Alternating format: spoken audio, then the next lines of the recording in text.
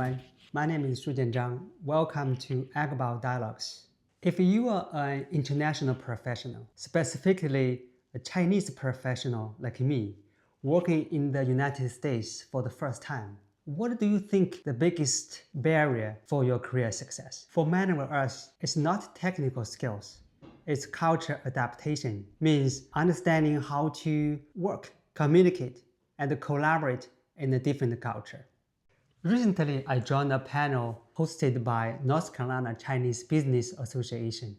Duke University students from China asked about culture adaptation for international students in a manager's perspective. On the panel, I share a few points, but afterwards, I keep thinking about it, and I want to see more. Today, I will slow down and take more time to reflect on the journey has taught me based on my 18 years working in the United States across academia, government, and industry settings. If I were to distill the experiences so far, it comes down to three pillars that quietly shape the success to work in a cross-culture environment, which are communication, relationships, and the boundaries. I'd like to start with communication first, because this is where our journey starts in the new culture. Communication is the most underrated skills in any workplace for any professionals, not only for Chinese professionals. When I first came to the United States 18 years ago, starting my postdoc in the university, I just free to speak up, not only because I feel like I don't have enough vocabulary, but also I feel nervous when I speak up, just afraid of maybe I say something wrong or say something not professional, or I have to spend a lot of time to find the right words to express myself. But over time, I learned a very simple thing is when we speak, clarity matters more than complexity. So which means we can use these simple words to get our message clear. As a matter of fact, simple words can get our message across much faster. Next, I will share a few lessons shaped my approach to communication. First, don't be shy to ask questions. So in the Chinese culture, silence can be a sign of show respect or humble and let someone else speak first. Early in my career, I hesitated to speak up early or first. So that's why some of the times or most of the time I keep silent. But in Western culture environment, silence is a sign of less engagement, lack of confidence, or comfort. Like speak up doesn't need a perfect language, just like I mentioned before.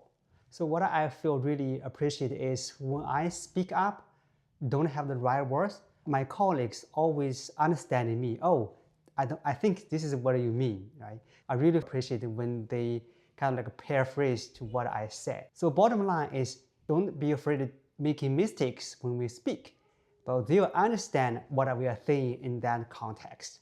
When we ask questions more, that help us to think next time we can ask them better questions. Asking questions help me to learn faster and build trust, and also to show my interest or engagement in the conversations, especially if we are not aware of some of the questions or tasks. We need to speak up and clarify.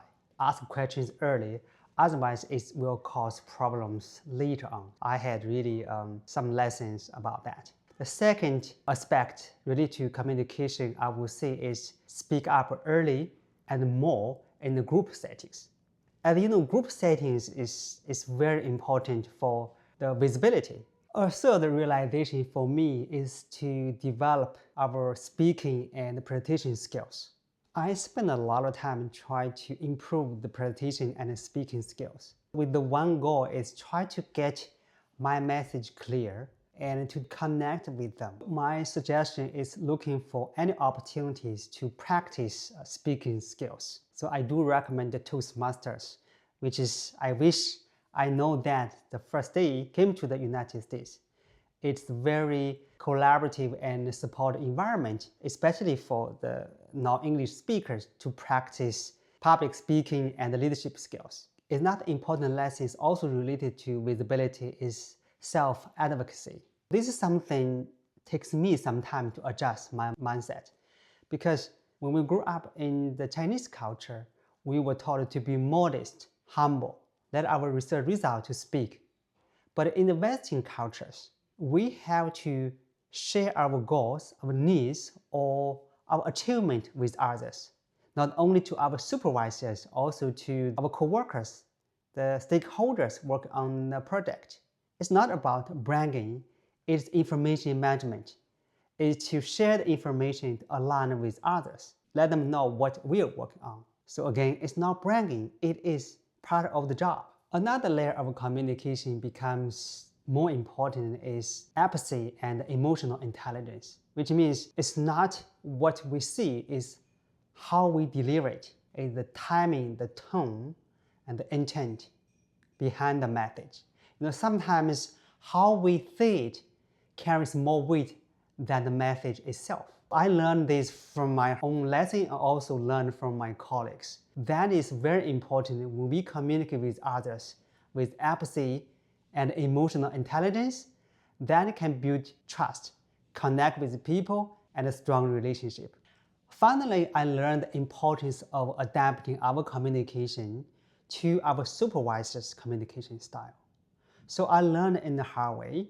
As you know, different leaders have different style, right? Some like very detailed notes, some like slides, some like very quickly conversations. As a Chinese professional, what we need to learn is our supervisor's communication style and try our best to adapt. As Michael Watkins writes in his book, The First 90 Days, it's 100% our responsibility to align with our supervisor's communication style and to build a smoothing relationship with our supervisor. Looking back, all the lessons point to the same idea. Communication is not just about words. It's about clarity, mutual understanding, and connection, which leads to the second pillar, relationships. Pillar 2, building relationships with intention. Early in my career, I feel like relationship is not that important. I believe that results are everything. Results matters most.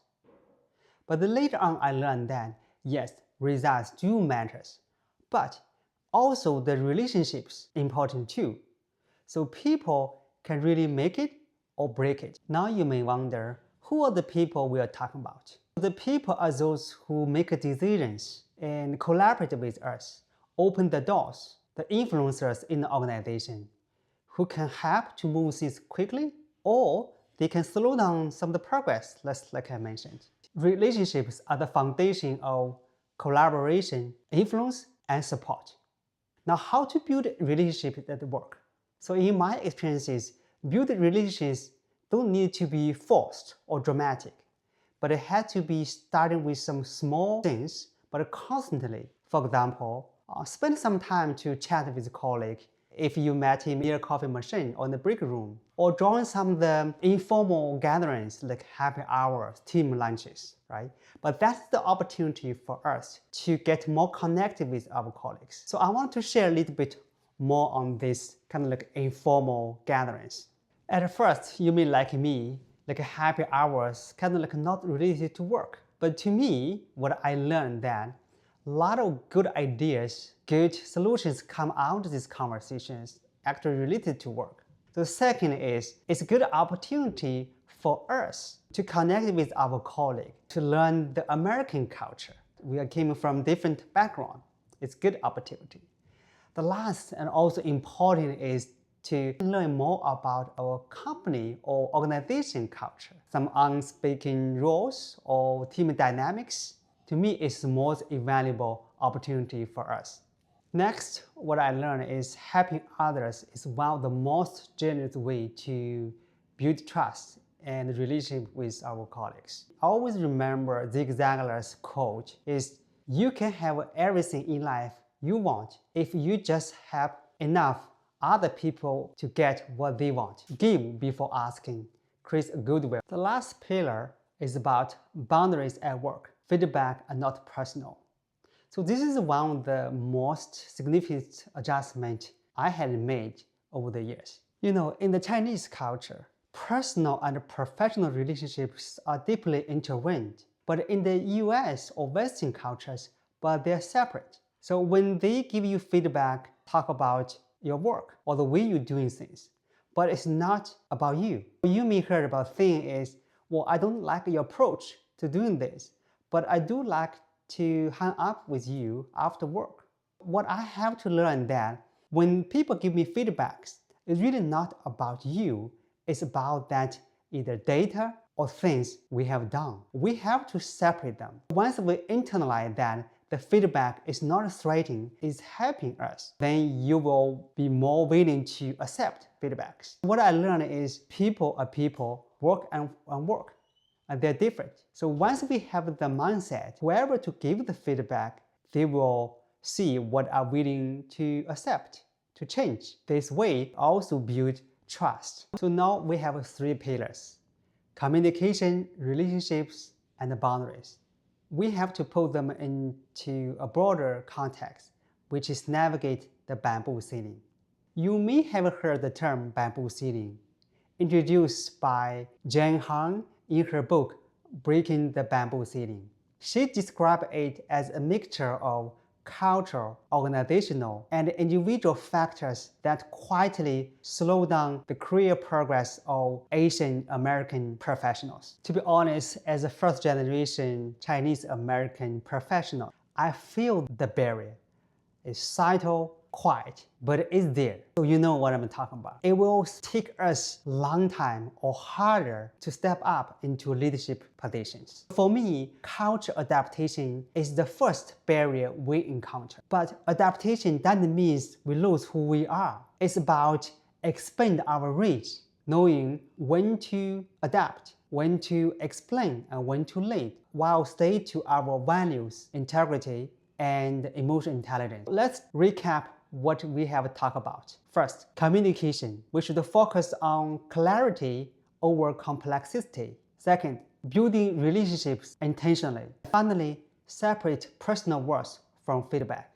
Remember, people are people, work is work. By focus on communication, relationships, and boundaries, we can navigate these subtle barriers in our career growth to become effective and fulfilled professionals in the Western culture. I'm still learning. This is not rules, it's just my reflections on my journey so far. If you are navigating a similar path, I hope these notes make you feel less lonely or a little more confident about your growth, even though sometimes it's discomfort, but the growth will eventually happen. But remember, discomfort is the growth starts. Thank you for watching this episode, for being part of AgBio Dialogues, where science meets leadership, reflections lead to growth. Thank you. See you next time. Bye-bye.